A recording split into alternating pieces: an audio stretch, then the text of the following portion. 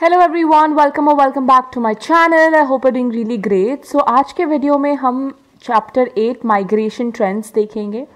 ठीक है, this is a very simple and easy chapter. इसमें ज़्यादा कुछ नहीं है, आप इसके नाम से ही समझ जाओगे कि हम इस चैप्टर में क्या पढ़ने वाले हैं। ठीक है, तो जब हम माइग्रेशन कह रहे हैं, अभी हमने पॉपुलेशन पढ़ा है, उसके बाद हम माइग्रेशन पढ़ रहे हैं। तो माइग्रेशन किस चीज़ की माइग्रेशन की बात करी जा रही है इस चैप्टर में? पॉपुलेशन की। क्यों होता है माइग्रेशन? ऑब्वियसली अगर आप एक कॉमन सेंस लगा के देखो तो माइग्रेशन क्यों करता है इंसान? बिकॉज उसको कमाना होता है, उसको they have to earn a livelihood, right? तो क्योंकि उसे अपने फैमिली का सपोर्ट करना है, फैमिली को अच्छे से खाना पीना सब प्रोवाइड करना है, तो he has to earn a living, he और she has to earn a living, जिसके कारण लोग माइग्रेट करते हैं। और हम मैक्सिमम माइग्रेशन देखते हैं, लोग गांव वाले इलाकों से शहर वाले इलाके में जाते हैं। वाई? बिकॉज उन्हें जो है शहर में ज़्यादा इंडस्ट्रीज़ मिलेगी, शहर में ज़्यादा एक्सपोजर मिलेगा, ज़्यादा काम मिलेगा, तो वो माइग्रेट करते हैं ताकि वो ज़िंदा रह पाए, ताकि वो कमा पाए, अपने फैमिली को वो सपोर्ट कर पाए। समझ रहे हो? तो इसीलिए लोग माइग्रेट करते हैं। अगर पॉपुलेशन का माइग्रेशन हो रहा है तो इसी कारण से हो रहा है मैक्सिमम। और क्या क्या रीजंस होते हैं माइग्रेशन के? मैरिज जो शादी जो है ना, वो एक बहुत कह सकते हो ड्राइविंग फोर्स है कि लोग माइग्रेट करते हैं। ठीक है, तो अब मान लो किसी का शादी हो गया, कोई एक लड़की है जो बिहार में रहती है, उसकी शादी किसी लड़के से हुई जो कि वेस्ट बंगाल में रहता है, तो that person, that girl has to migrate from Bihar to West Bengal. यही होता है ना हमारे इंडियन कल्चर में। क्या होता है? यही होता है कि लड़कियों को अपना घर छोड़ के जाना पड़ता है, तो माइग्रेशन वहाँ पे भी होती है। या फिर नॉट जस्ट दैट, अगर आप मान लो कोलकाता में हो, दिल्ली में हो, तो ऐसा भी हो सकता है कि उसी सिटी के अंदर, मतलब उसी सिटी के अंदर आपका एक डिस्ट्रिक्ट से दूसरे डिस्ट्रिक्ट में माइग्रेशन हो रहा है शादी करके। ठीक है, आप एक ही जगह पे तो नहीं रहोगे, तो वो छोटे स्केल पे भी जो माइग्रेशन हो रहा है कि अगर आप एक डिस्ट्रिक्ट में हो तो आप दूसरे डिस्ट्रिक्ट में चले जा रहे हो। इंटर स्टेट नहीं, इंटर डिस्ट्रिक्ट माइग्रेशन भी अगर हो रहा है तो वो होता है। मैरिज के कारण भी होता है, शादी के कारण, ठीक है, पढ़ाई के कारण भी होता है। अब आप देखो, दिल्ली में दिल्ली यूनिवर्सिटी है, राइट? यूनिवर्सिटी ऑफ दिल्ली, हर जगह से, पूरे इंडिया से, हर स्टेट से बच्चे आते हैं, वहाँ पे एडमिशन लेते हैं, वहाँ पे पढ़ाई करते हैं, राइट? तो वो भी तो माइग्रेट ही कर रहे हैं ना पढ़ाई के लिए, जॉब के लिए, पढ़ाई के लिए, शादी के लिए। काफ़ी रीजंस हैं जिसके कारण लोग माइग्रेट करते हैं। लोग अपने इंटरेस्ट के लिए भी माइग्रेट करते हैं। किसी को मन किया कि चलो भैया, हम यहाँ पे, हमारा जन्म मान लो कोलकाता में हुआ है, पर हमें जो है मुंबई जाके शिफ्ट होना है क्योंकि हमें मुंबई बहुत फैसिनेटिंग लगता है, चलो चलते हैं मुंबई शिफ्ट हो जाते हैं। अगर हम दिल्ली के हैं, हमें कोलकाता में आना है because we love the food और we love the culture whatsoever, तो मुझे अपनी इंटरेस्ट के लिए माइग्रेट करना है, तो कर सकते हो। ठीक है, बट इंटरेस्ट के लिए माइग्रेट बहुत कम ही लोग करते हैं। लोग मोस्टली कुछ काम के लिए, उनको या तो कोई मजबूरी होती है या फिर कोई काम होता है जिसके कारण दे हैव टू माइग्रेट। ठीक है, तो यही सारे रीजंस होते हैं। मैंने एक्चुअली पूरा चैप्टर ही कवर कर दिया है बिकॉज इस पूरे चैप्टर में आप यही देखोगे। बस वही है, थोड़े बहुत नंबर्स आपको दिख जाएंगे, थोड़े बहुत फैक्चुअल डिटेल्स आपको दिख जाएंगे, बट ओवरऑल यही चीज़ है जो पूरे चैप्टर में है कि माइग्रेशन क्यों होता है, पुश फैक्टर्स क्या है, पुल फैक्टर्स क्या है, you know, push factors, pull factors, ये भी एक बहुत इंपॉर्टेंट टर्म है जो आपको इस चैप्टर में आगे देखने को मिलेगा। नाम से ही समझ जाओ, पुश मतलब दूर फेंक रहे हो, पुल मतलब पास खींच रहे हो। माइग्रेशन में पुश एंड पुल क्या ही होगा? क्या होगा? कॉमन सेंस अप्लाई करोगे तो समझ आ जाएगा। तो बेसिकली पुश, तो कोई भी एरिया, वहाँ की अगर पॉपुलेशन वहाँ से जा रही है, माइग्रेट करिए। फॉर एग्जांपल, सिंपल एग्जांपल लेते हैं, गांव से शहर के बीच में जो माइग्रेशन होती है लोगों की, ठीक है, कि बहुत सारे लोग माइग्रेट करते हैं, शहर की तरफ जाते हैं काम करने के लिए, जॉब करने के लिए। तो एक तरह से गांव जो है वो पुश कर रही है अपने पॉपुलेशन को। क्यों कर रही है? क्योंकि गांव में कुछ है ही नहीं भैया, ना लाइट है, ना पंखा है, ना प्रॉपर एजुकेशन है, ना प्रॉपर इंफ्रास्ट्रक्चर है, ना प्रॉपर इंडस्ट्रीज है, कुछ नहीं है। ठीक है, ऑनेस्टली आज के ज़माने में गांव वाले एरिया में भी बहुत कुछ है, बहुत कुछ है, बट फिर भी इंडस्ट्रियलाइज तो अभी भी नहीं हुआ है। आपको ज़्यादा इंडस्ट्रीज नहीं मिलेगी गांव में। लाइट, पंखा, ये सब तो अभी आ गया है, पहले नहीं था। When I say that light पंखा नहीं है, तो पहले नहीं था स्टार्टिंग में। ठीक है, अभी वो है, अभी गांव is also very much developed, but then industrialize नहीं हुआ है गांव, पूरी तरीके से नहीं हुआ है। ठीक है, तो वो चीज़ है, तो पुश कर रही है। पुशिंग फैक्टर्स क्या है? Poverty, lack of infrastructure, lack of industries, ठीक है, ये सारी चीज़ें हैं जिसकी वजह से कह रही कि भैया आप तो जाओ, पॉपुलेशन को अपनी पुश कर रही है ना एक तरीके से, तो ये पुश फैक्टर्स हो गए। पुल फैक्टर्स, अर्बन एरियाज जो है, शहरी इलाके जो है वो पुल कर रही है, खींच रही है अपनी तरफ। क्यों खींच रही है? वहाँ पे पॉवर्टी भी उतनी ज़्यादा नहीं है। आई वोंट से कि पॉवर्टी बिल्कुल ही नहीं है, स्लम्स आपको मोस्टली सिटीज़ में ही दिखेंगे, तो आई वोंट से कि पॉवर्टी बिल्कुल नहीं है, बट कंपैरेटिवली लेस है। अपॉर्चुनिटी ज़्यादा है, इंडस्ट्री ज़्यादा है, एडुकेशन अच्छा है। तो ये सारे पुल फैक्टर्स हो गए जो शहर अपनी तरफ लोगों को पुल कर रहे हैं, राइट। तो ये सारी चीज़ें हैं। मैंने आपको काफ़ी कुछ एकदम एट द बिगिनिंग ही बोल दिया ताकि आपको एक जनरल आइडिया हो जाए कि इस चैप्टर में है क्या एंड क्यों मैं कह रही हूँ कि ये चैप्टर काफ़ी ज़्यादा सिंपल है, ठीक है। So let's move ahead. Starting में कुछ बेसिक कॉन्सेप्ट्स हैं, बेसिक टर्मिनोलॉजीज है जो आपको याद करना पड़ेगा एग्जाम पर्सपेक्टिव से। डेफिनेशंस तो इंपॉर्टेंट होते ही हैं, वरना भैया क्वेश्चंस आएंगे कहाँ से, है ना। डेफिनेशंस देके ही तो ज़्यादा दिमाग खराब करते हैं बच्चों का। एनीवेज, बट ये डेफिनेशंस भी काफ़ी ईजी है, अगर आप समझ के याद करोगे ना, मतलब याद करने की ज़रूरत नहीं पड़ेगी एक्चुअली। अगर आप समझ गए तो आप लिख लोगे। बस कुछ कीवर्ड्स है जो आपको ध्यान में रखना पड़ेगा, बाकी तो you can frame your own sentence, ठीक है। ऑलवेज ऑलवेज ऑलवेज ये एडवाइस मैं सबको देना चाहती हूँ, always work on this ideology की हम जो है कोई भी डेफिनेशन देख रहे हैं, हम बस उसमें से कीवर्ड्स देखेंगे, बाकी सेंटेंस फॉर्मेशन हम खुद कर लेंगे, ठीक है। ये अगर दिमाग में रख के चलोगे ना, कर लोगे, it will become much easier for you, क्योंकि मैं खुद ऐसे ही करती थी। कीवर्ड्स कैसे समझ आएगा, एक एग्जाम्पल, एक डेफिनेशन हम पढ़ते हैं, उससे हमें समझ आ जाएगा कि कीवर्ड्स कैसे पहचानते हैं। The first definition, migration. The movement of population from one place to another is known as migration. Migration may be permanent or temporary. When people migrate permanently from one place to another, it is called permanent migration. Temporary migration may be annual, seasonal or daily. यहाँ पे keywords क्या क्या है? Movement of population. ये बहुत simple definition है, इसमें इसीलिए इसमें ज़्यादा कीवर्ड्स आपको नहीं मिलेंगे। तो the most important keyword here is movement of population. Population move कर रही है एक जगह से दूसरे, आप प्लेसमेंट नहीं कह पाओगे, आप ये नहीं कह पाओगे कि प्लेसमेंट ऑफ पॉपुलेशन, राइट। आपको मूवमेंट ही बोलना पड़ेगा कि मूव कर रही है ना। तो मूवमेंट ऑफ पॉपुलेशन एक कीवर्ड हो गया, समझ रहे हो। तो यही आपको टर्म यूज करना है, आप ये नहीं कह सकते प्लेसमेंट, कह सकते हो क्या? नहीं कह सकते हो, पूरा डेफिनेशन गलत हो जाएगा, मूवमेंट कहना पड़ेगा। तो ये हो गया आपका कीवर्ड। ऐसे वर्ड्स जिससे कि जिसे अगर आप रिप्लेस करोगे तो पूरा मीनिंग चेंज हो जाएगा, वो बन जाते हैं कीवर्ड्स, वो बन जाते हैं इंपॉर्टेंट। तो इस तरीके से आप आइडेंटिफाई करोगे कि कीवर्ड्स किसे कहते हैं, समझ रहे हो। तो ऐसा होता है, ऐसे आइडेंटिफाई करते हैं कीवर्ड्स को। तो माइग्रेशन का मतलब क्या हुआ कि पॉपुलेशन का मूवमेंट एक जगह से दूसरे जगह पे। परमानेंट मतलब आप जिंदगी भर के लिए शिफ्ट हो गए। फॉर एग्जाम्पल लेट्स से आपकी जॉब सिंगापुर में लग गई है, ठीक है, आपकी शादी हो गई, आपकी जॉब सिंगापुर में, आपने अपनी वाइफ को या अपने हस्बैंड को लिया और आप चले गए सिंगापुर, ठीक है। सिंगापुर चले गए, आप for example if you are a girl, आपको जॉब लग गई सिंगापुर में, ठीक है, गूगल ऑफिस में जॉब लगी है, आपने अपने हस्बैंड को बोला कि भैया चलो वहीं चलते हैं, वहीं सेटल हो जाते हैं। तो आप एंड आपका हस्बैंड दोनों वहाँ जाके सेटल हो जाता है, ठीक है। तो परमानेंटली आप वहीं सेटल हो गए ना, तो उसे कहते हैं permanent migration, where there is no scope of coming back. आप नहीं आ रहे हो वापस, आप वहीं सेटल हो गए। आप घूमने के लिए शायद वापस आओ, बट रहे आप वहीं रहे हो। जैसे कि ये देख लो, मम्मा की जब शादी हो जाती है, हम सब की जब, जो हमारी माता हैं, हमारी मम्मी हैं, उनकी जब शादी हो जाती है तो वो जो है अपने ससुराल आती हैं, राइट। आज इस पॉइंट पे आप देखो, जितने भी स्टूडेंट्स अभी मुझे देख रहे हैं, आप सब ये चीज़ नोटिस करो, ये चीज़ रियलाइज़ करो कि हमारी जो मम्मी है वो सिर्फ वेकेशंस में नानी घर जाती है ना।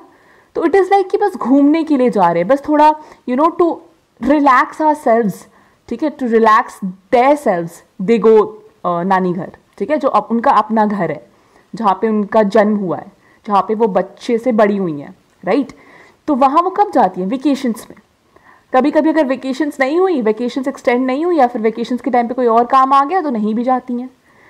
तो एक तरीके से मम्मी लोगों ने परमानेंटली माइग्रेट कर लिया है, राइट, और वो बस घूमने के लिए वापस जाती हैं। तो इसी को हम कहते हैं परमानेंट माइग्रेशन, जहाँ पे परमानेंटली आप माइग्रेट कर ले रहे हो। टेम्पररी माइग्रेशन क्या होता है कि इंटर्नशिप, बेस्ट एग्जाम्पल इंटर्नशिप। तो मान लो आप दिल्ली में रहते हो, आपको इंटर्नशिप मिली मुंबई में, ठीक है, तो आप दिल्ली से जा रहे हो Mumbai for like 3 months, because आपकी इंटर्नशिप की पीरियड भी 3 महीने ही है। 3 महीने का इंटर्नशिप आपको मिला है, आप जा रहे हो मुंबई में कोई पीजी लेके या कोई फ्लैट लेके, आप वहाँ पे रह रहे हो 3 महीने के लिए, इंटर्नशिप कर रहे हो, फिर वापस आ जा रहे हो, तो आपने क्या टेम्पररी माइग्रेट किया, राइट। तो इसे हम कहते हैं टेम्पररी माइग्रेशन। तो this is what we call permanent and temporary migration. काफ़ी ईजी है, एग्जाम्पल्स खुद से भी आप फ्रेम कर सकते हो, कुछ भी मतलब आप अगर समझ जाओगे ना डेफिनेशन तो एग्जाम्पल्स तो खुद भी फ्रेम कर लो, कोई दिक्कत नहीं है। उसके बाद माइग्रेंट पर्सन, वर्ड से ही समझ आ रहा है ऑब्वियसली, जो इंसान माइग्रेट कर रहा है उसको माइग्रेंट पर्सन कहेंगे, और क्या। आउट माइग्रेशन, इन माइग्रेशन। आउट माइग्रेशन क्या होता है, आप कहीं बाहर जा रहे हो, मान लो आउट माइग्रेशन, जैसे गांव से आप शहर में जा रहे हो, गांव से जो है आपका आउट माइग्रेशन हो रहा है। इन माइग्रेशन क्या है, शहर में आपका इन माइग्रेशन हो रहा है, आप आ रहे हो। Very simple terminology, is nothing nothing nothing much to deal with, ठीक है। उसके बाद कम्यूटेशन। कम्यूटेशन क्या होता है कि कोई इंसान है, ठीक है, लोग हैं कुछ जिनका मूवमेंट हो रहा है एक जगह से दूसरे जगह में, ठीक है, तो उसको हम कम्यूटेशन कहते हैं, उस मूवमेंट को हम कम्यूटेशन कहते हैं।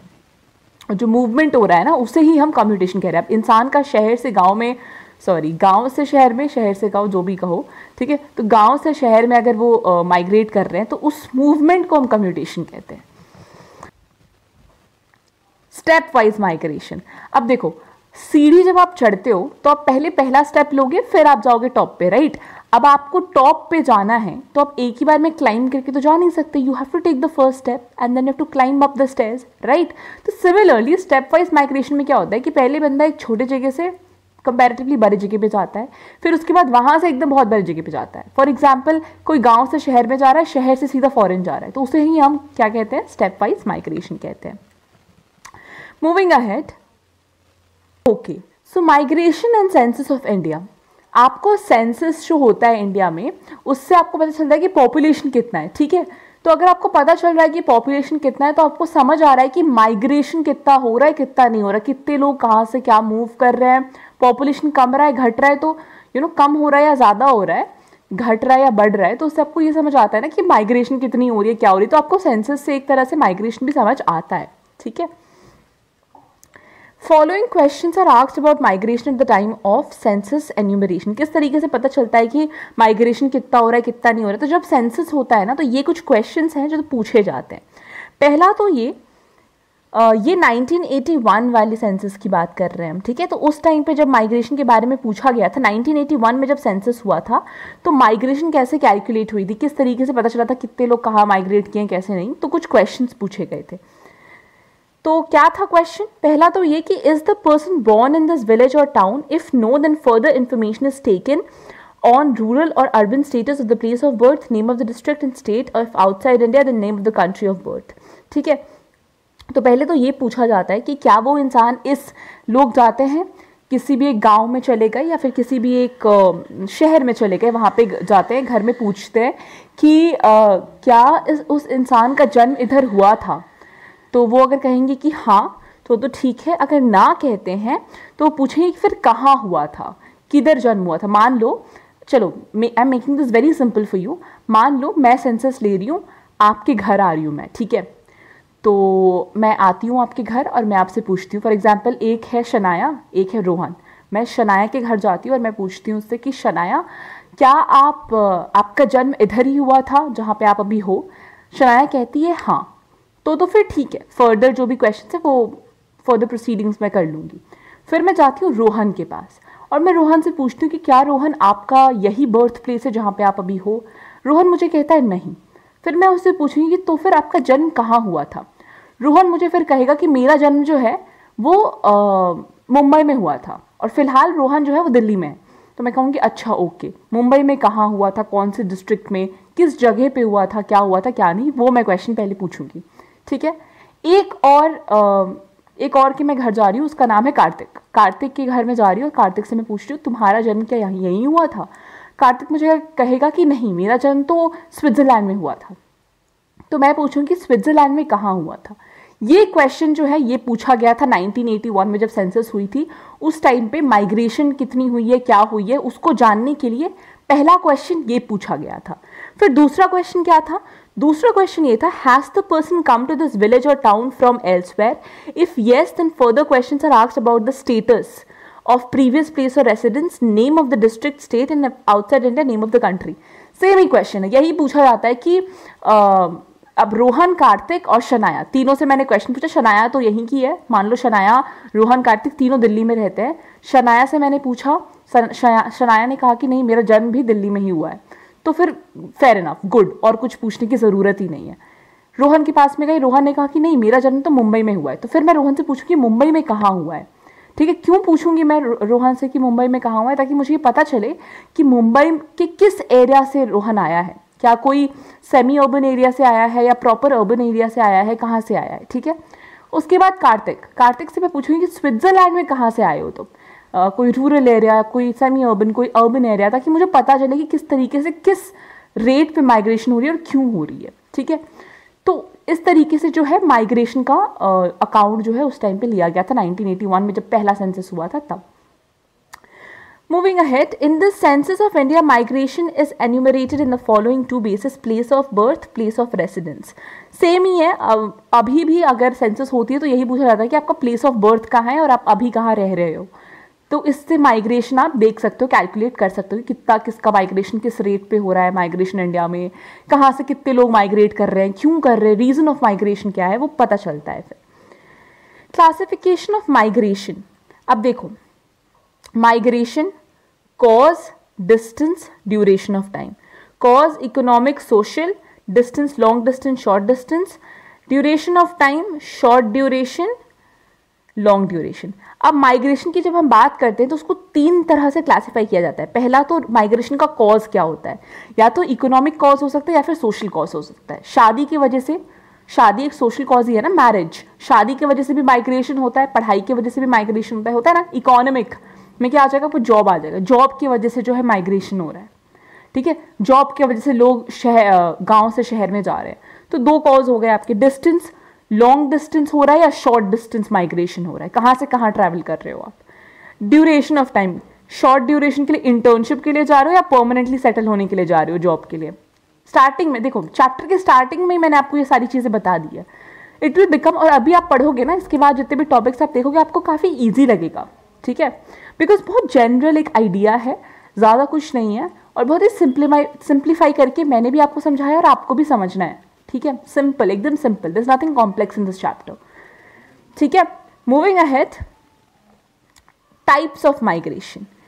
कितने टाइप के माइग्रेशन होते हैं? एक तो होता है आपका इंटरनेशनल माइग्रेशन, दूसरा होता है आपका इंटरनल। इंटरनल मतलब इंडिया के अंदर ही हो रहा है, इंटरनेशनल मतलब इंडिया के बाहर जाके माइग्रेशन हो रहा है। ठीक है, इंटरनेशनल माइग्रेशन मूवमेंट, एक कंट्री से दूसरे कंट्री, इंटरनेशनल बॉर्डर्स को आप जब क्रॉस कर रहे हो। देखो यहाँ पे जब आप इंटरनेशनल माइग्रेशन की बात कर रहे हो, यहाँ पे कीवर्ड्स कैसे देखोगे, एक कंट्री से दूसरे कंट्री में इंटरनेशनल बॉर्डर्स को आप क्रॉस कर रहे हो तो उसको आप इंटरनेशनल माइग्रेशन कहोगे। ठीक है, तो ये इंटरनेशनल बॉर्डर्स जो है ये बन जाता है आपका कीवर्ड। इस तरीके से जो है कीवर्ड आइडेंटिफिकेशन होता है। Moving ahead, out migration. Out migration तो वही है कि जब आप एक जगह से दूसरी जगह पे जा रहे हो, ठीक है, आप एक जगह को छोड़ के दूसरी जगह पे जा रहे हो तो आउट माइग्रेशन हो रहा है आपका। काफ़ी रीजंस हो सकते हैं यहाँ पे, कुछ देखो कुछ हिस्टोरिकल रीजंस, कुछ हिस्टोरिकल एग्जाम्पल्स भी दिए हुए हैं जिससे कि आपको पता चलेगा। During the reign of Ashoka the Great, several preachers traveled to Southeast Asian countries to spread the Buddhist religion and popularize Indian art and culture। तो जब अशोका, जब ग्रेट किंग अशोका जब थे, जब वो अपना रूल कर रहे थे, राज कर रहे थे, तो उस टाइम पे बुद्धिज्म चल रहा था, राइट। तो काफ़ी लोग साउथ ईस्ट एशिया में जाके बुद्धिज्म को बता रहे थे कि बुद्धिज्म ये है, बुद्धिज्म वो है, बुद्धिज्म हमें ये सिखाता है, वो सिखाता है। तो पूरे साउथ ईस्ट एशिया में एक तरीके से बुद्धिज्म का स्प्रेड हुआ था। क्योंकि लोग जो है, जो प्रीचर्स थे, जो पढ़ाते थे, जो बुद्धिज्म के बारे में स्प्रेड करते थे, वो एक जगह से दूसरी जगह पे माइग्रेट करके बता रहे थे उसके बारे में, लोगों को समझा रहे थे। They were making people aware about the religion, right. तो इसीलिए उसके बाद आप देखो, the first group of Indian labourers consisting of convicts and criminals were transported from Kolkata in 1815 to work in sugarcane fields. There's a big colony of about 8,000 Indians in the Reunion Islands near Mauritius. A large number of Indians also migrated to West Indies. काम के लिए कुछ लोगों को jail में से बंदी बना के मतलब भेजते थे काम करने के लिए। जब हमारा कंट्री, जो ब्रिटिशर्स भी थे उस टाइम पे भी ऐसे बंदी बना के इंडियन लोगों को वो भेजते थे एक जगह से दूसरी जगह तक। इनफैक्ट जब इंडिया हमारा फ्री भी हो गया, फ्रीडम भी जब हमें मिल गया, तो लोग काम करने के लिए जाते ही थे। इनफैक्ट अभी भी लोग काम करने के लिए जाते ही है बाहर, ठीक है। तो यही सारी चीज़ है आउट माइग्रेशन का, यही सब रीजंस है, ठीक है, जो मैंने आपको स्टार्टिंग में भी बता दिया है। सच कुछ एक्स्ट्रा यहाँ पे है नहीं। 2 टर्म्स जो इंपॉर्टेंट हो जाते हैं, I don't know if you can see this which I have written here. तो मैं ना नोट्स, अच्छा there are lot of people जो मुझे कमेंट्स में कहते हैं कि please give us the notes, please give us the notes and everything. तो उन सब के लिए there is one thing I want to say कि जब आप मेरे वीडियोस देख रहे हो ना, तो मैं जो आपको कह रही हूँ कि मार्क करो, ये चीज़ इंपॉर्टेंट है, ये फैक्चुअल डिटेल है, ये एग्जाम पर्सपेक्टिव से इंपॉर्टेंट है, मैं ये चीज़ें बोलती हूँ, मैं हर वीडियो में बोलती हूँ कि ये फैक्चुअल डिटेल है, ये एग्जाम पर्सपेक्टिव से बहुत इंपॉर्टेंट है। तो जब मैं ऐसी चीज़ें कहती हूँ, जब मैं खुद कोई चीज़ मार्क कर रही हूँ या फिर मैं जब खुद कुछ बोल रही हूँ, तो आप प्लीज़ उसे मार्क करो। उस चीज़ को खुद से आप अपने बुक में, अपने कॉपी में लिख लो या फिर मार्क करो बुक में, सबसे बेस्ट। जब आप पढ़ रहे हो मेरे वीडियो से, तो आप प्लीज़ अपना बुक साइड में खोल के बैठ के फिर देखो और पढ़ो, सुनो और पढ़ो, ठीक है। बुक के साथ मतलब अपने बुक को रेफर करो इंस्टेड ऑफ दिस वीडियो। इस वीडियो में देखने की जगह पे आप बस इस वीडियो से सुनो और अपने बुक को एज अ रेफरेंस यूज़ करो। जब मैं कह रही हूँ ये मार्क करो, तो वो चीज़ मार्क करो। जब मैं कह रही हूँ ये इंपॉर्टेंट है, तो वो चीज़ भी मार्क करो, ठीक है। आपको फिर नोट्स बनाने की ज़रूरत ही नहीं पड़ेगी। I think the videos are sufficient enough कि आपको नोट्स की इतनी ज़रूरत नहीं होगी। वीडियोज़ आपके नोट्स की तरह काम करेगी आपकी, ठीक है। आपको रिविजन करना हो, आपको समझना हो, आप वीडियोज़ को रेफर करो। मैं ये नहीं कहूँगी कि videos are sufficient enough for you to go and sit in the exam and score 98, 99 and 100। I won't say that, वो तो मैं बिल्कुल नहीं कहूँगी, because it is not sufficient. Video से आप समझो, आप चीज़ें मार्क करो, चीज़ें पढ़ो खुद से एक बार, ठीक है। मेरे वीडियो से आप समझो, फिर आप खुद से भी एक बार पढ़ो। आई वुड हाईली रिकमेंड कि सिर्फ वीडियोज़ के भरोसे मत रहो। मतलब मैं रियलिटी चेक दे रही हूँ आपको, सिर्फ वीडियोज़ वोंट हेल्प यू। आपको अंडरस्टैंडिंग आ जाएगी, बट आंसर राइटिंग आपको खुद करना है। और आप जो जैसे मैं समझा रही हूँ आपको, सिर्फ वो लिख के नहीं आ सकते, right. You have to frame an answer. Framing an answer is also a task. आपको लिखना यही है जो मैं आपको समझा रही हूँ, बट उसको अच्छे से फ्रेम करना है। फ्रेमिंग कैसे करना होता है वो भी मैं आपको बताऊंगी, बट वो मैं आपको अभी नहीं बताऊंगी। जब आपके एग्जाम्स क्लोज आ रहे होंगे तब मैं आपको बताऊंगी कि किस तरीके से आंसर राइटिंग करते हैं, किस तरीके से क्वेश्चंस को अप्रोच करते हैं, all of that. I come with that videos, but अभी फिलहाल मुझे सिलेबस कंप्लीट करना है, तो मैं उस पर फोकस कर रही हूँ, ठीक है। बट ये बस एक जनरल सी चीज़ है जो मैं बोलना चाह रही थी आपसे, बिकॉज बहुत सारे कॉमेंट्स आते हैं मुझे कि नोट्स चाहिए। नॉट जस्ट यूट्यूब के कमेंट्स, बट मुझे इंस्टाग्राम पे भी डीएम आता है, मुझे टेलीग्राम पे भी लोगों ने कहा है कि पर्सनली वहाँ पे भी मुझे मैसेज आया है कि मुझे नोट्स चाहिए, नोट्स दे दो। आप मेरे वीडियोस को रेफर करो, जो मैं आपको मार्क करने के लिए कह रही हूँ वो मार्क करो, एक बार खुद से पढ़ो। उसके बाद जो भी शॉर्ट आंसर टाइप क्वेश्चन है, हर चैप्टर के बाद में वो कुछ क्वेश्चंस मिलते हैं, राइट, एक्सरसाइज जिसे हम कहते हैं, उसको देखो। आई थिंक तब जाके वो इन एन ओवरऑल आपके लिए सफिशिएंट हो रहा है। और एग्जाम के टाइम, जैसे एग्जाम का टाइम आएगा, तो आप स्पेसिमेन पेपर, ओसवाल के जो आपके वो स्पेसिमेन पेपर्स ही आते हैं, बहुत सारे क्वेश्चन बैंक्स आते हैं, वो सॉल्व करो। वो अभी से ही कर दो आप स्टार्ट, क्योंकि आपके प्री बोर्ड्स आने वाले हैं, तो आप अभी से ही कर दो, मैं कहूँगी स्टार्ट, ठीक है। अगर आपके कोई चैप्टर्स हो जा रहे हैं तो स्टार्ट सॉल्विंग, ठीक है। इफ़ नॉट ओसवाल, अगर आपसे स्पेसिमेन और वो सब अगर आपको अभी नहीं करना है, तो उसको साइड में रखो, ठीक है। अभी फिलहाल कम से कम बुक खुद से पढ़ो एक बार चैप्टर को, एंड देन बुक के पीछे, मतलब बुक के हर चैप्टर के एंड में जो एक्सरसाइज है उसको करो। I think that will be sufficient for you as of now, ठीक है। एग्जाम जैसे ही करीब आएंगे, आपको स्पेसिमेन पेपर्स भी सॉल्व करने होंगे, वो तो मैं आपको बता दूंगी। इनफैक्ट कुछ पेपर्स मैं खुद सॉल्व कर दूंगी आप लोगों के लिए, और मैं बता दूंगी, उसके थ्रू ही मैं बता दूंगी कि क्वेश्चंस को अप्रोच कैसे करना है, तो it be easier for you to understand and approach questions, ठीक है। So yes, let's get back to this. It was important, इसलिए मैंने थोड़ा टाइम निकाल के इस वीडियो से आपको बताया कि नोट्स की इतनी रिक्वायरमेंट नहीं है। आप जो मैं कर रही हूँ, जो मैं कह रही हूँ, सिर्फ उसको फॉलो करो, वही सफिशिएंट हो जाएगा। Trust me on this. अगर मुझे लगेगा कि कुछ चैप्टर्स ऐसे हैं जिसके नोट्स देना, प्रोवाइड करना बहुत इंपॉर्टेंट है, तो मैं खुद कर दूंगी, एंड फ्री ऑफ कॉस्ट करूँगी। डोंट थिंक कि मैं कोई चार्जेस लूँगी। I do it free of cost, either on my Instagram और ऑन माई टेलीग्राम। मैं कर दूँगी, ठीक है। ओके, इमिग्रेशन एंड एमिग्रेशन, ये दो इंपॉर्टेंट टर्म है, आई एम सॉरी, ओके। तो ये जो इमिग्रेशन है IMMIGRATION और एमिग्रेशन EMI, ठीक है।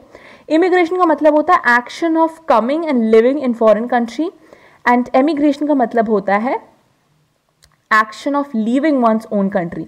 ये दो बहुत इंपॉर्टेंट टर्म है। आई एम नॉट श्योर अगर आपको इसकी स्पेलिंग्स दिख रही हो, just a second, I right that down for you because ये बहुत इंपॉर्टेंट है एग्जाम पर्सपेक्टिव से। Just a second, if I get a space, I'll write yes. Okay.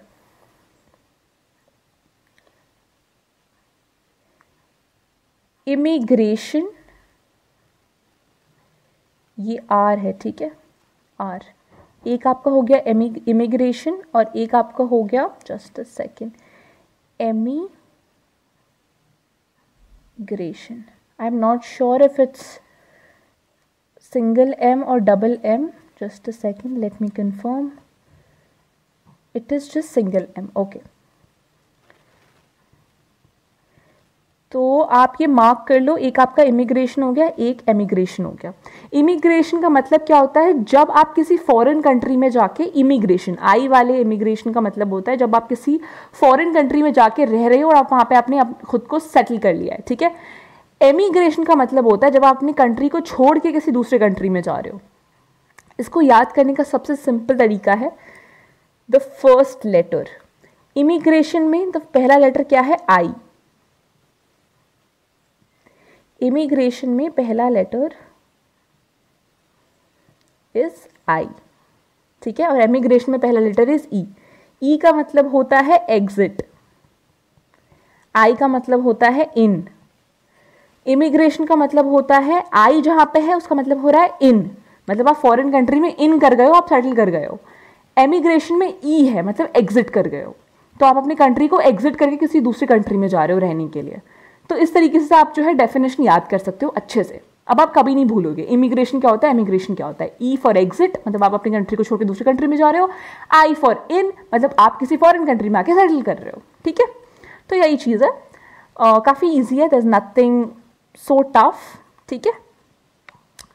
Let's get back to this. 3 waves of Indian diaspora. This is very very important, very very important, ठीक है। अच्छा, एक और चीज़ जो factual detail जो मैंने यहाँ लिख रखा है, I am not sure if it's visible to you. Great Mumbai में सबसे ज़्यादा इमिग्रेंट्स हैं, ठीक है। लोग अपने शहर को छोड़ के, अपनी जगह को छोड़ के जो है ग्रेट मुंबई में जाके रहते हैं, तो वहाँ पे आपको बहुत सारे लोग इमिग्रेंट्स दिखेंगे, आई वाले इमिग्रेंट्स वहाँ पे आके रह रहे हैं, ठीक है। अपनी जगह को छोड़ के वहाँ जाके रह रहे हैं, ठीक है। तो इमिग्रेंट्स हो गए वो। Okay, so 3 waves of Indian diaspora में एक्चुअली हुआ क्या था। तो फर्स्ट वेव जो था उसमें क्या हुआ था कि जो ब्रिटिशर्स थे वो एक जगह से दूसरी जगह इंडियन लेबर्स को भेज रहे थे ताकि वो वहाँ जाके काम कर पाए। अब उन लेबर्स के साथ ना बहुत ही इनह्यूमन प्रैक्टिसेस होती थी। उनको सही से खाना पीना नहीं दिया जाता था, सही से उनको सैलरी नहीं मिलती थी, सही से उनका कुछ नहीं होता था, ठीक है। तो जो ब्रिटिशर्स थे वो उसको, जैसे कि मान लो यहाँ पे दिया भी हुआ है, साउथ अफ्रीका भेज देते थे। उत्तर प्रदेश और बिहार से लोग वो साउथ अफ्रीका, ट्रिनिलैंड, फिर आपका दमन एंड दियू, अंगोला, यहाँ पे सब भेज देते थे सारे जो प्लांटेशन वर्कर्स हैं। अब देखो इंडिया में सबसे ज़्यादा क्या प्रैक्टिस किया जाता है, एग्रीकल्चर, प्लांटेशन, राइट। तो ब्रिटिशर्स ने क्या किया कि इंडियन लोगों को वहाँ पे भेज दिया फॉरेन कंट्रीज़ में, वहाँ पे काम करने के लिए। और इनको ना अच्छे से सैलरी मिलती थी, ना इनके साथ सही से बर्ताव किया जाता था, एकदम इनह्यूमन प्रैक्टिसेस होती थी इनके साथ। तो ऐसे सिचुएशन में, ऐसे कंडीशंस में जो है ये रह रहे थे वहाँ पे। तो ये हुआ था माइग्रेशन का पहला वेव जो ब्रिटिशर्स ने किया था इंडियंस के साथ। सेकेंड वेव कब हुआ था, तो 1970 में एक ऑयल बूम हुआ था वेस्ट एशिया में, ठीक है। ऑयल बूम का मतलब क्या होता है कि ऑयल के प्राइसेस जो है ऑल ओवर द वर्ल्ड बहुत ज़्यादा बढ़ गए हैं, जिसकी वजह से जहाँ पे सबसे ज़्यादा ऑयल पाया जाता है, जहाँ से ऑयल एक्सपोर्ट होता है, वहाँ पे सैलरी बहुत ज़्यादा मिलने लगती है फिर जो भी वर्कर्स वहाँ काम करते हैं उनको। क्यों? क्योंकि ऑयल का प्राइस बढ़ गया है। अब जब लोग तुमसे खरीदेंगे वो चीज़ तो वो ज़्यादा रेट पे खरीदेंगे, ज़्यादा अमाउंट पे खरीदेंगे। तो जब ज़्यादा पैसे मिलेंगे फैक्ट्री को तो ऑब्वियसली सैलरी तो वो बढ़ाएगा ही ना। तो इसके कारण जो है बहुत सारे लोग वेस्ट एशिया में चले गए थे काम करने के लिए, ठीक है। तो इसको हम कहते हैं second wave of Indian diaspora, जहाँ पे इंडियंस जो है वो दूसरे जो आसपास के कंट्रीज़ हैं वहाँ पे चले गए थे फॉर काम, मतलब काम करने, फॉर वर्क, ठीक है। थर्ड वेव क्या है, 1960s में हुआ था, वो अभी भी होता है कि बहुत सारे जो हाई प्रोफाइल प्रोफेशनल्स थे, डॉक्टर्स हो गए, इंजीनियर्स हो गए, वो दूसरे कंट्री में, फॉरेन कंट्रीज में चले गए थे to do their work, USA, Canada, UK, Australia, वहाँ पे जाके काम करते, वो आज भी होता है ना, कि इंजीनियर्स, डॉक्टर्स, बहुत सारे ऐसे जो हाई प्रोफाइल प्रोफेशनल्स होते हैं वो चले जाते हैं दूसरे कंट्री में टू अर्न मोर, ज़्यादा पैसा कमाने के लिए, ज़्यादा वहाँ पे एक्सपोजर लेने के लिए, ठीक है। एक ब्रेन ड्रेन भी हुआ था, वो क्या है, since 1970s highly educated and skilled professionals have migrated from India to some of the most advanced countries such as the USA, the UK, Canada, Australia, New Zealand, Japan and some countries of Western Europe, leading to a serious problem of brain drain. अब सारे जितने भी highly educated India के लोग हैं, अब वो चले जाएंगे फॉरेन कंट्रीज में काम करने के लिए या कुछ भी करने के लिए, तो एक तरीके से क्या हो रहा है कि इंडिया के पास जो सबसे ज़्यादा इंपॉर्टेंट ब्रेन्स हैं वो एक तरीके से इंडिया को छोड़ के कहाँ जा रहे हैं, फॉरेन कंट्री में। तो ब्रेन ड्रेन हो रहा है ना, कि ब्रेन जो है वो ड्रेन हो रहा है, लेके चले जा रहे हैं ना फॉरेन कंट्रीज अपने साथ, तो वो चीज़ हो रही है, ठीक है। बहुत सारे इंडिया के लोग oil rich countries, middle east वगैरह, वहाँ पे ऑयल बहुत ज़्यादा वहाँ पे पाया जाता है, ठीक है। तो वहीं से फिर एक्सपोर्ट भी होता है, तो इसीलिए वहाँ पे फिर बहुत पैसा होगा मिडिल ईस्ट में, इसलिए इंडियंस वहाँ पे भी चले जाते हैं काम करने के लिए। Partition of Indian subcontinent and international migration, Muslims from India went to these countries, which countries? Bangladesh, Pakistan, ये सारे जो है यहाँ पे कौन गए थे, मुस्लिम्स गए थे ना इंडिया के। जब पार्टीशन हुआ था, जब भारत का विभाजन हुआ था, जब इंडिया गॉट पार्टीशन, तो जितने भी इंडियन मुस्लिम्स थे वो सारे पाकिस्तान और बांग्लादेश चले गए, and they were no more Indians. तो एक तरीके से माइग्रेशन हुआ कि नहीं उस टाइम पे, हुआ ना। 1951 में 7.3 million refugees were enumerated in India, 4.7 million from Pakistan and 2.6 million from Bangladesh, ठीक है। The 1951 census of Pakistan enumerated 7.2 million मुहाजिर्स रेफ्यूजीज फ्रॉम इंडिया। तो रेफ्यूजीज तो होता ही है, मतलब रेफ्यूजीज कौन होते हैं, जो अपना कंट्री छोड़ के, अपना देश छोड़ के दूसरे देश में जाके शरण लेते हैं, उसे ही हम रेफ्यूजी कहते हैं। तो इंडिया में जो है 4.7 मिलियन पाकिस्तान के लोग मिले थे रेफ्यूजीज, और 2.6 मिलियन बांग्लादेश के मिले थे। 1951 सेंसस में पाकिस्तान में भी जो है 7.2 मिलियन मुहाजिर्स मिले थे, रेफ्यूजीज को वहाँ पे मुहाजिर्स कहते हैं इंडिया के। तो ये सारे फैक्चुअल डिटेल्स है, बस आपको याद रखने हैं, that's it. 30 million Indians are living as migrants in about 208 different countries. 30% of the world population of this population is living in advanced countries of North America and Europe. India के बहुत सारे लोग जो हैं फॉरेन कंट्रीज में ही रहते हैं, ठीक है। 30 मिलियन इंडियंस जो है वो दूसरे कंट्री में ही रह रहे हैं एज माइग्रेंट्स, माइग्रेशन करके वो वहाँ पे रह रहे हैं, ठीक है। और ये जो 30 मिलियन है, इसमें से 30% लोग तो नॉर्थ अमेरिका और यूरोप में ही हैं। अब यहाँ पे देखो region wise details of Indians living in abroad, this becomes important exam perspective से, कि इंडिया के लोग जितने भी माइग्रेट करके गए हैं, सबसे ज़्यादा कहाँ पे गए हैं, वेस्ट एशिया में, वेस्टर्न एशिया में 86.4, और सबसे कम ईस्टर्न एशिया में 1.5। हाईएस्ट और लोएस्ट का डेटा हमेशा इंपॉर्टेंट होता है, ठीक है। जो हाईएस्ट होता है और जो लोएस्ट होता है उसका डेटा हमेशा इंपॉर्टेंट होता है।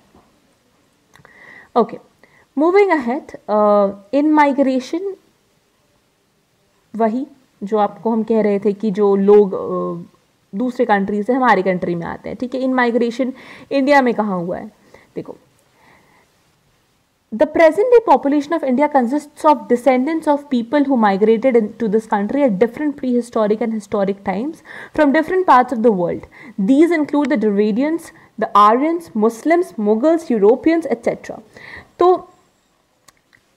हिस्टोरिक टाइम पे चले जाओ, हिस्ट्री में जो हम पढ़ते हैं ना, ड्राविडियंस हमारे कंट्री में आए थे, आर्यंस आए थे, मुगल्स आए थे, यूरोपियंस आए थे, मुस्लिम्स आए थे, ये सारे कहाँ से आए थे, ये सारे इंडिया के थोड़ी से, ये तो सारे आए थे ना।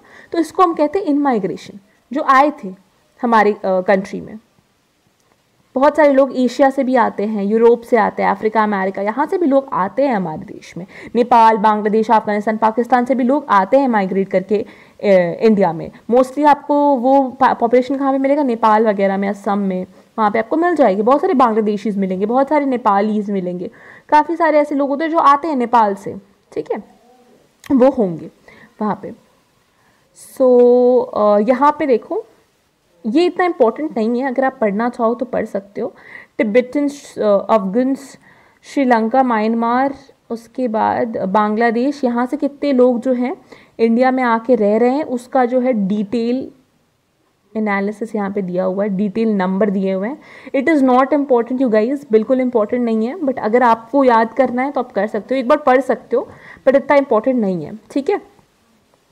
इंटरनल माइग्रेशन भी होता है, एक जगह से दूसरी जगह पे जाते हैं बहुत सारी चीज़ों की वजह से, एडुकेशन हो गया, जॉब हो गया, शादी हो गई, मैंने एकदम स्टार्टिंग में आपको बताया था वही चीज़ें और कुछ नहीं है, ठीक है।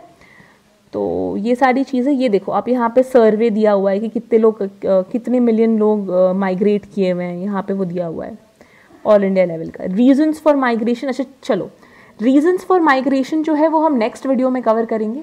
आज के वीडियो के लिए इतना ही। I hope you like the video. If you did, do like, share, subscribe and comment down below how you like the video. आपको अगर बाकी और भी वीडियोज़ चाहिए तो आप उसका भी कॉमेंट कर सकते हो मुझे कि कौन से वीडियोज़ जो है आपको चाहिए at a very urgent, you know, एकदम अर्जेंसी में कौन से वीडियोस चाहिए, ठीक है, वो आप मुझे कमेंट डाउन कर सकते हो। किसी ने मुझे कमेंट किया था क्लाइमेट चैप्टर का, बट उसको बनाने में और उसको फिर अपलोड करने में मुझे थोड़ा टाइम लगेगा, ठीक है, क्योंकि मैं ऑलरेडी क्लाइमेट चैप्टर कवर कर रखा था मैंने, बट क्योंकि मेरा लैपटॉप ख़राब हो गया तो वो पूरा जो कंटेंट है वो अब नहीं है, ठीक है, वो उड़ चुका है। तो क्लाइमेट मुझे वापस बनाना पड़ेगा, but if climate is the urgency तो मैं नेक्स्ट वीडियो वही बनाऊंगी, वरना मैं पहले पॉपुलेशन का जितना भी है ना, इसके बाद माइग्रेशन के बाद आपका डेमोग्राफिक डिवाइड है, attributes, I am sorry not divide, attributes, तो उसको भी मैं कवर करके फिर मैंने सोचा था मैं क्लाइमेट कराऊंगी।